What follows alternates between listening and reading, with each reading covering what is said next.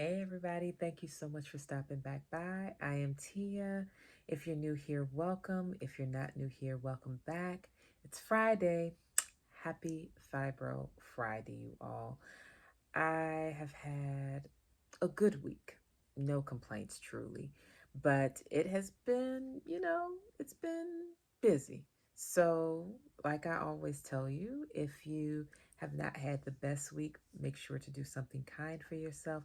And if you've had a great week, then do something great to celebrate. So, I hope for you all who have any kind of chronic illness, such as fibromyalgia, I hope you've had a pleasant week. Here was warmer than it had been in previous weeks. So it was a really nice reprieve from the weather change because as soon as it starts to get cooler, I feel a difference in my body. So I'm glad that we got some more of that July weather, even though it's August. I'm very happy for that. So today's video is about yoga. I mentioned in a video, I guess it was about 4 months ago, I'll try to give you the link overhead. I mentioned that part of my morning routine included 5 to 10 minutes of yoga every day. And I got off of it, got back on it though. So here's what you need to know about that. If you suffer from chronic pain, it can be very overwhelming to do some sort of physical fitness routine, even though physical fitness or doing some sort of physical activity is generally great for chronic pain if you do it within reason. Now, for me, my thought was in order to do yoga, it had to be 20 minutes minimum. I had to drag out my mat, which I got right here. It's my Guyam Essentials, just the least expensive mat I could find on Amazon, which I'll put below. I would drag out my mat, I'd do my routine, and at the end of it, I felt okay. But the truth was, it was a lot to get the momentum up to even do that. Because when you're in pain, you don't feel like doing that. And even if you're feeling well, you want to use your feeling well time to catch up on all of the things that may have gone slack or may have been omitted or overlooked or completely disregarded the entire time you were feeling less than stellar. So the thought of I'm having a really low pain day, let me do some yoga is the farthest thing from your mind. Because in your mind, you're thinking, I feel good, let me get all this stuff done that I have not been able to do, right? Or at least that's me. I speak for myself. When I'm feeling great, yoga doesn't come to mind, which is why I started back on it recently because I had been feeling really good.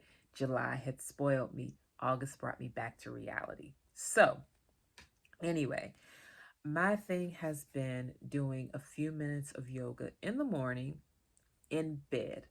And I will put some of my favorite bed yoga routines below, none of them over 15 minutes. Yoga by Bird is my favorite, but there is another yogini on here, and I can't remember her name. And she's excellent as well. She will be in the description box, like I mentioned. And great short routines that do a fantastic job of just getting you moving in a very gentle way. And both of these are very gentle routines that you can do. Even if you're someone who suffers with chronic pain, you can always modify some of the moves. What I noticed was that while, yes, the physical movement was great, the mindfulness is where you really reap the benefits with that.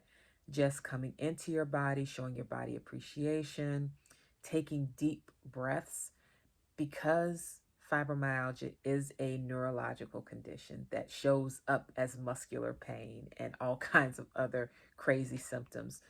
Because it is rooted in the nervous system, if when you wake up, you take the time to really calm your nervous system down, to relax, to get into the right frame of mind, and to, safely transition your body from the sleep state to the awake state, it does wonders for setting the tone for your day. So I'm a huge fan of doing my yoga in the morning for a few minutes.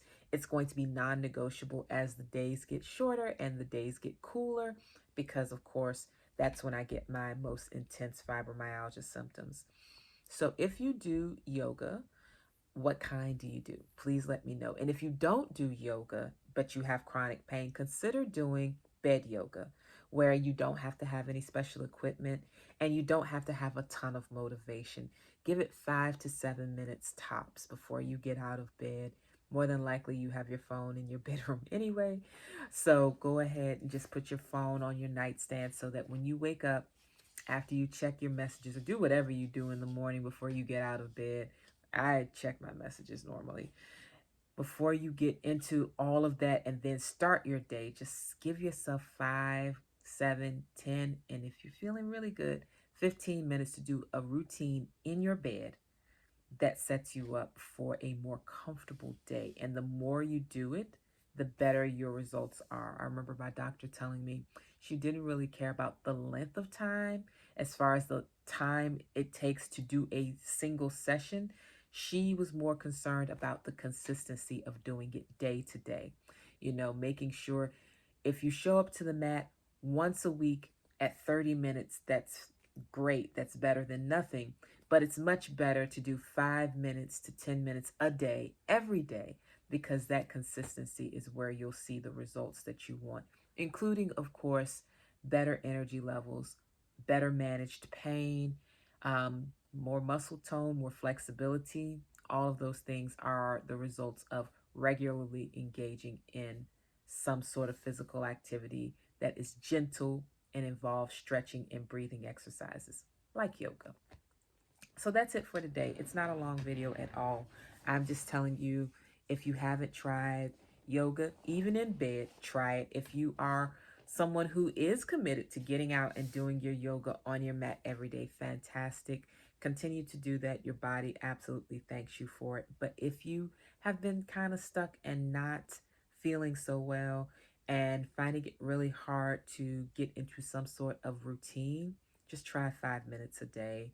And, don't beat yourself up if you miss a couple of days here and there.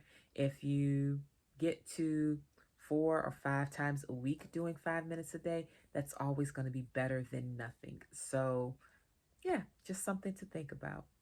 Anyway, please have a great weekend. I am planning to thoroughly enjoy a little more warmth and savor these last few days of summer, you guys, because fall is upon us.